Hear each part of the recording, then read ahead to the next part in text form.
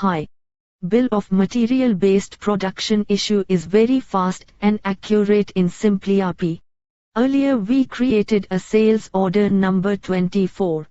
Based on BOM of sales order, we will check the stock against this BOM. Now we will issue the material to production.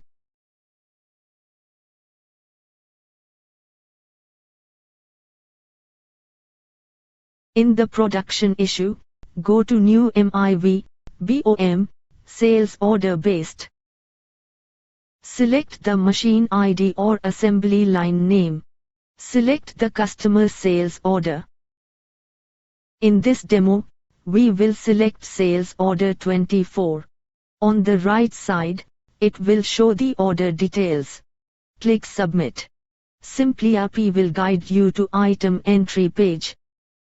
Then, select the Sales Order 24 and FG item, enter quantity. Click Issue all the items under the item code. That's all.